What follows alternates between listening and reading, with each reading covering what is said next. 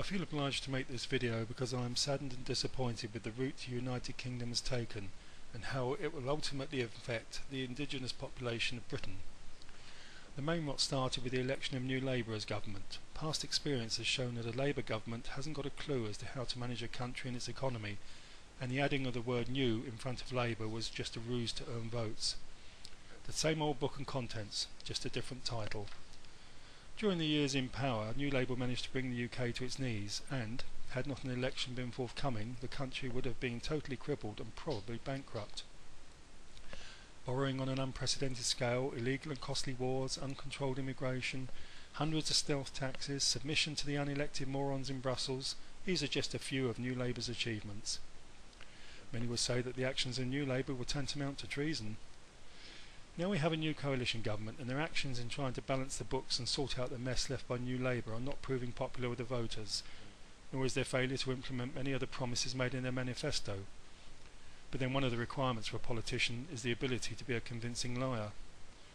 Unfortunately, the smaller part of the coalition consists of Liberal Democrats, a mishmash of politicians made up of members of the old totally unelectable Liberal Party and rejects from the Labour Party. This crowd of clueless power seekers is led by the weak-kneed tosser Nick Clegg.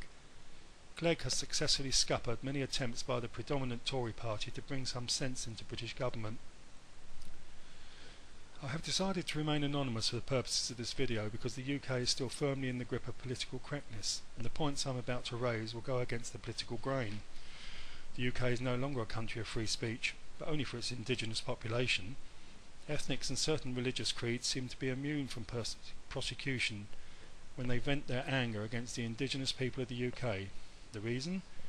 Because they are protected by law, and also by government fear of retaliation. Native Brits are being forced by law and politically correct media to accept all races and creeds, when these different races and creeds will not even accept each other. Utter a word of objection and be immediately branded a racist. Observe the increasing number of ethnic news readers and reporters on national television. See how many advertisements on television do not contain an ethnic. See how many TV programs and shows do not contain ethnics.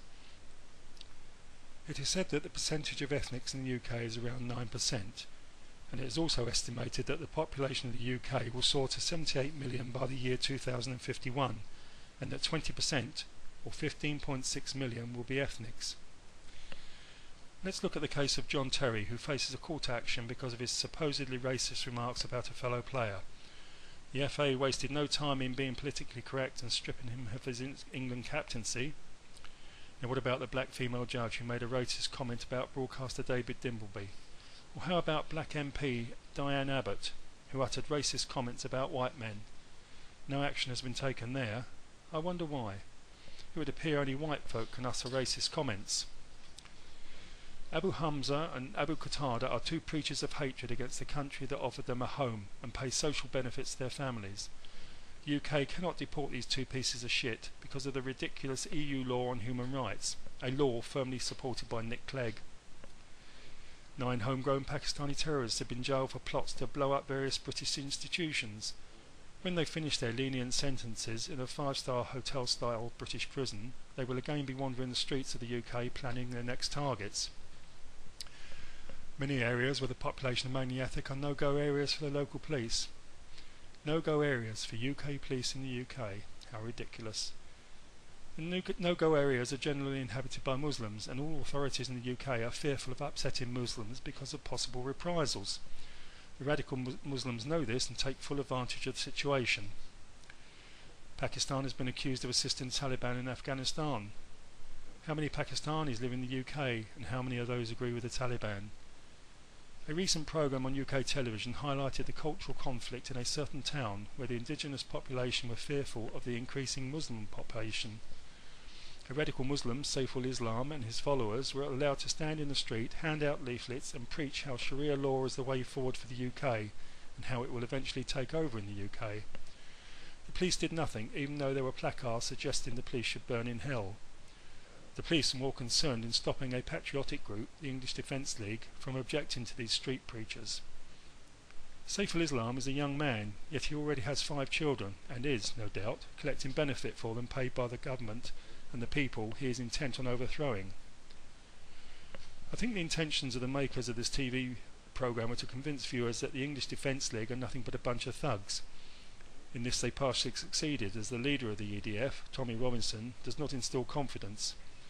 However, they did manage, unintentionally or not, to show that radical Islam is a real threat to the UK which should be dealt with immediately. It is a much publicised fact that the intentions of Islam are to take over Western civilizations and impose on them Sharia law. A secret film from Paris contains a statement from a Muslim woman in which she said that Muslims only obey the laws of Allah and Sharia law, not the laws of the different countries that have accepted Muslims. That just about says it all. Australian Prime Minister Julia Gillard is the only democratic leader to stand up against radical Islam. Every democracy needs a leader like her. Thanks to New Labour's uncontrolled immigration policy, the UK has now become a haven for all the scrounging scumbags of the world, whether they be from the European Union or not. Unfortunately, the present government seems to have done very little about it, and immigration into the UK is as rampant as ever. I have always been a firm believer in the old adage that one should always look after one's own before looking after others. Regrettably, this doesn't seem to apply in the UK, whose government believes that the world looks upon Britain as a caring haven for all unfortunate folk, wherever they come from.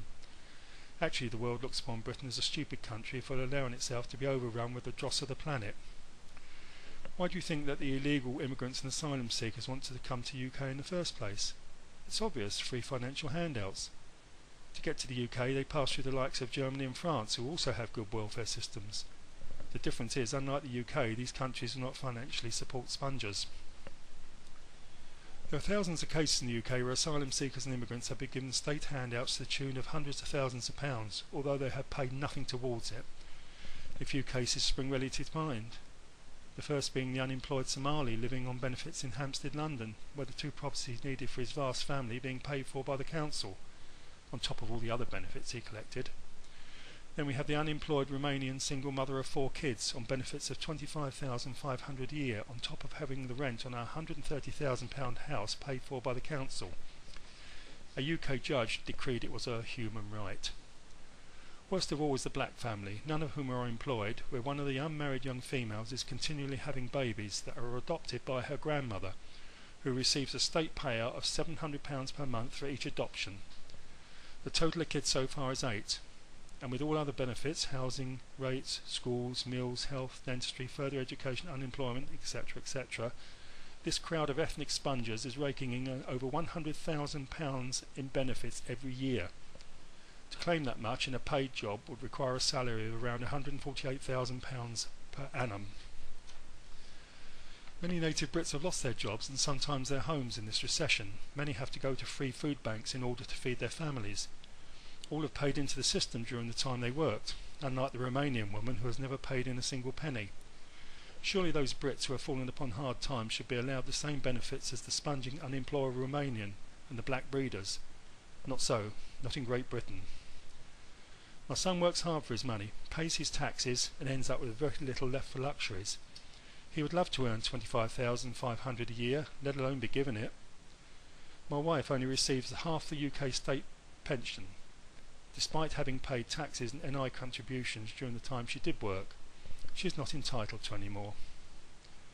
Another case that comes to mind is the inhabitants of the beautiful village of Meriden, when they had a convoy of travellers, otherwise generally known as pikeys, illegally take over a field on the edge of their village and turn it into a shithole. To stop them taking over a neighbouring field, the inhabitants of Meriden set up camp in the field. A judge decreed that the inhabitants of Meriden were camped illegally and ordered them to move. No such order was given to the illegally camped hedgehoppers. It's interesting to note that most of the so-called travellers are Irish and already own large properties in Ireland, just like the Irishman who won many millions of pounds on the European lottery and is still claiming disability benefit from the UK government. He has a massive house in Ireland but won't leave the UK because he will forfeit the disability benefit, something which the Irish government will not pay him. There are countless thousands of cases of foreigners abusing the UK benefit system. One could write a book on it.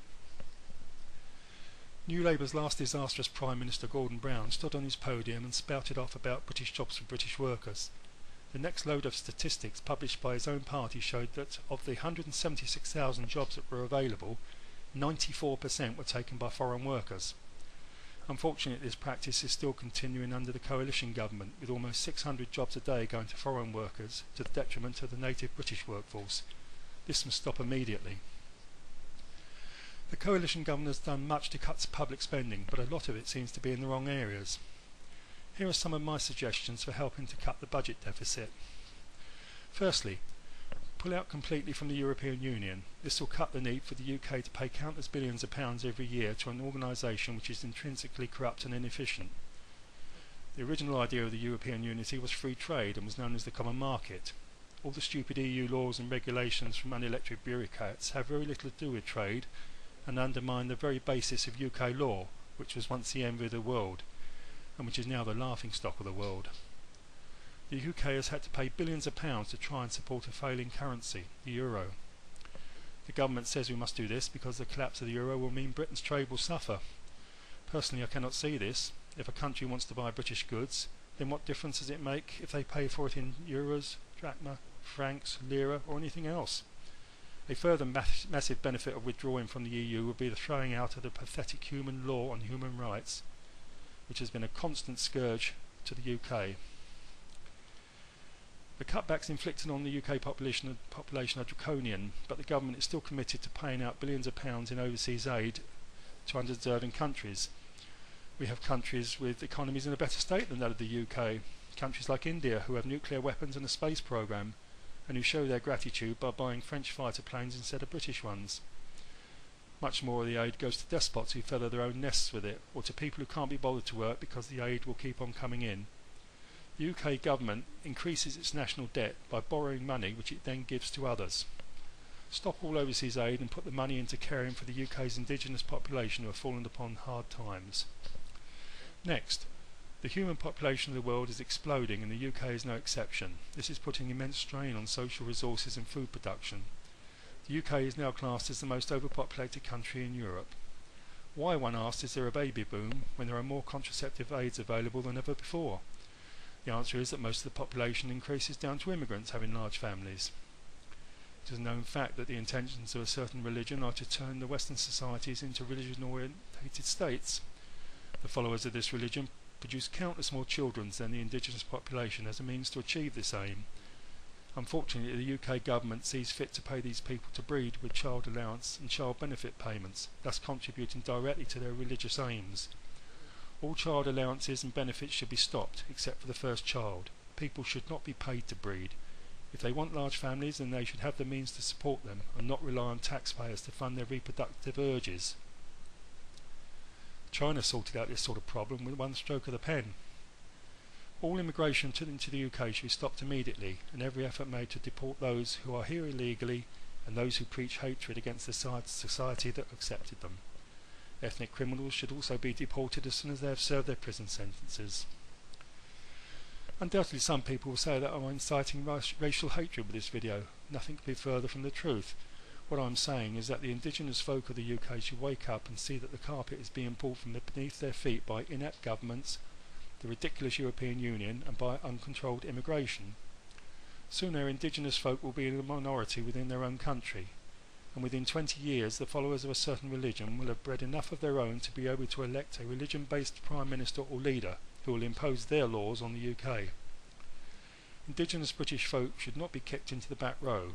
They should not suffer any more because of political correctness and interference by unelected morons in Brussels. Should any British government not do what the British people want, then a suitable government should be immediately elected to replace it. After all, the government is supposed to be there to do the will of the people. That is why they were elected in the first place. Failing this, I can see vigilante groups springing up everywhere and taking the law into their own hands. This is something that nobody would want to happen. I prepared this speech a couple of weeks ago, and it's interesting to note that many of the points I have raised have since been considered by government and mentioned in the national press. Perhaps a sorry, getting all excited here, but perhaps a hint of sanity will prevail after all. Thank you for listening to me.